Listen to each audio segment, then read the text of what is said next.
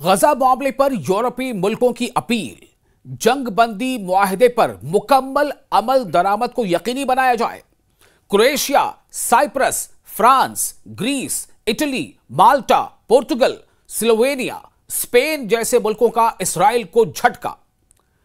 दोस्तों, बहरे रूम से मुतसिल 9 यूरोपीय ममालिक ने यानी यूरोप के 9 देशों ने दुनिया से अपील की है कि गजा के जख्मों पर मरहम रखा जाए,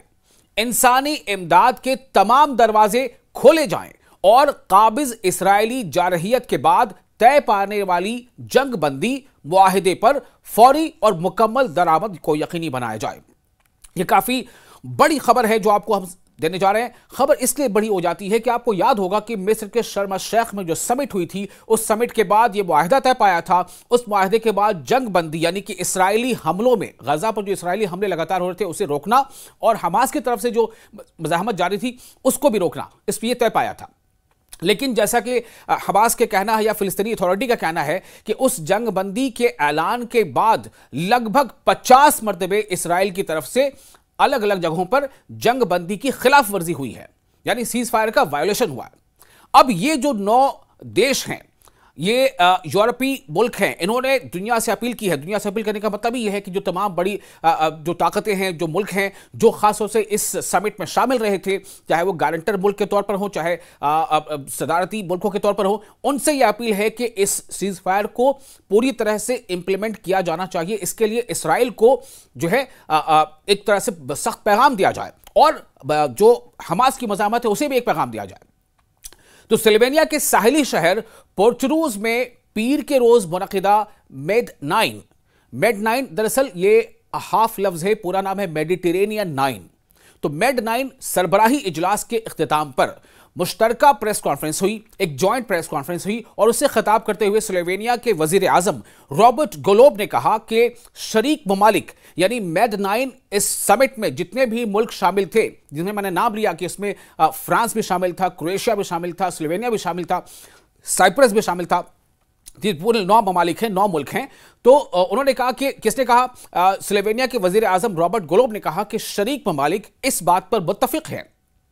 कि गजा के निहत्ते आवाम के लिए रखी गई तमाम इंसानी इमदाद यानी ह्यूमैनिटेरियन एड बिला ताखीर जारी की जाए। इसमें कोई डिले नहीं होना चाहिए। जल्द से जल्द गजा के लोगों तक वो तमाम मदद पहुंचनी चाहिए जो ट्रकों से या दीगर जराए से वहां पहुंचने के लिए है और जिसको बार बार इसराइल रोकने की कोशिश करता है। रफा क्रॉसिंग पर ट्रकों को रोकने की कोशिश होती है ऑफिशियली, या फिर ये कि जब ट्रक थोड़े आगे बढ़ते हैं तो जो सेटलर्स हैं, यहूदी सेटलर्स हैं, उनके गिरोह उन्हें ट्रकों को आगे नहीं बढ़ देते, वो पहले ही लूट ले लेते हैं, ऐसी रिपोर्ट आती है। तो ये उन्होंने कहा है कि जो मेड यानी मेडिटेरेनियन 9 ये जो समिट हुआ, इसमें 9 मुल्क शामिल हुए। इन 9 मुल्कों का एक जॉइंट प्रेस कॉन्फ्रेंस हुआ जिसमें यह बात कही गई है कि गजा के निहत्ते अवाम के लिए रखी गई तमाम इंसानी इमदाद बिला ताखिर जारी की जाए। उन्होंने वाजे किया कि महसूर और भूखे, महसूर यानी घिरे हुए, हर तरफ से घिरे हुए, महसूर और भूखे फिलिस्तीनियों तक इमदाद की तरसील में रुकावट डालने का कोई इखलाकी या इंसानी जवाज नहीं है। यानी जो एड है, एड के फ्लो को रोक देना किसी भी तरह से यह इंसानियत की बात नहीं है, यह ह्यूमैनिटेरियन ग्राउंड पर यह बात सही नहीं है। गोलोब ने काबिज इसराइली यानी ऑक्युपायर इसराइली हुकूमत पर जोर दिया कि वो फौरन रफा गुजरगाह यानी रफा क्रॉसिंग समेत तमाम सरहदी रास्ते खोल दे ताकि गजा के बर्बाद शहर में इंसानी इमदाद की आजादाना तरसील को यकीनी बनाया जा सके, ये हो सके और कहत यानी स्टारवेशन, भूखमरी, कहत व तबाही के शिकार फलस्तीनियों तक बुनियादी जरूरियात पहुंच सके। क्योंकि आपने देखा होगा, हम लगातार इस पर रिपोर्ट्स आप तक पहुंचाते रहे हैं कि किस तरह के वहां हालात बन गए थे और कितने ज्यादा लोगों की वहां मौतें भी हुई हैं भूख की वजह कर, भूखे रहने की वजह कर, और वो जो है गंभीर और संजीदा बीमारियों का शिकार हो गए, माल न्यूट्रिशन, और कई बच्चों की भी मौत हो गई, कई ख्वातीन की भी मौत हो गई। तो उन्होंने मजीद कहा है कि इजलास के शुरका यानी ये जो मेड 9 जो समिट हुई, इस समिट में 9 यूरोपियन देश शामिल थे और इसमें तमाम जो पार्टनर देश थे, जो शरीक देश थे, उन्होंने आलमी ज़राए अबलाग यानी इंटरनेशनल जो मीडिया है उसके नुमाइंदों को गजा तक रिसाई देने, यानी कि वो गजा तक जा सके। आप सोचिए कि इंटरनेशनल जो जर्नलिस्ट है या मीडिया रिलेशंस है, ऑर्गेनाइजेशन है, उनके सहाफ़ियों को वहां जाने से रोका भी जा रहा था। तो इन लोगों ने ज्वाइंट प्रेसिडेंट से ये 9 देशों ने कहा है कि उन तक, यानी कि जो इंटरनेशनल मीडिया है उनको गजा तक जाने दिया जाए और जमीनी सतह पर अमल दरामद की निगरानी के लिए बैनुल अक़वामी मुबस्सिरीन के तकर्रुर की हिमायत की है। यानी कि ये जो ह्यूमैनिटेरियन एड का फ्लो है वो वहां तक हो पा रहा है कि नहीं, वो गजा के लोगों तक पहुंच रहा है कि नहीं, गजा के लोगों को वो मिल पा रहा है कि नहीं, इसकी निगरानी की जाए और इसके लिए इंटरनेशनल जो ऑब्जर्वर है वो वहां पर भेजे जाए। इस अहम इजलास में, जिसका नाम है MED9 यानी मेडिटेरेनियन 9,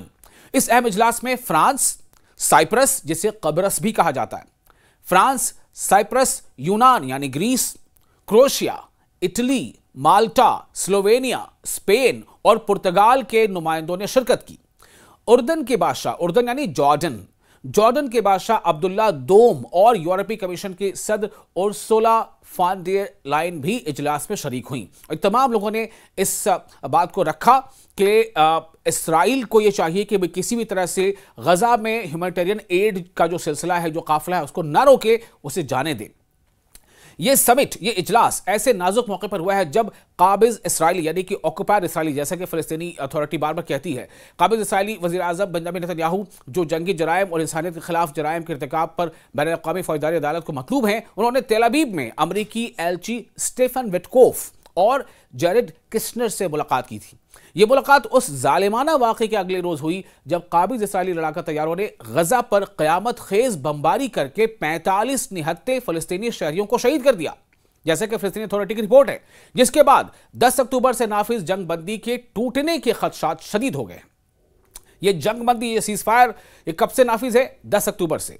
10 अक्टूबर से यह सीज़ फायर लागू है और अभी पिछले 10-11 दिनों में, 12 दिनों में ही हालात ऐसे हो गए हैं कि वहां पर फिर से तकरीबन 40 से 50 बार इसराइल की तरफ से जगह जगह जो है इसके वायलेशन की खबरें आ रही हैं कि इसराइल ने ऐसे वायलेशन किए हैं। और यहां तक कि जो एयर स्ट्राइक है, यानी कि हवाई हमलों से बॉम्ब गिराए गए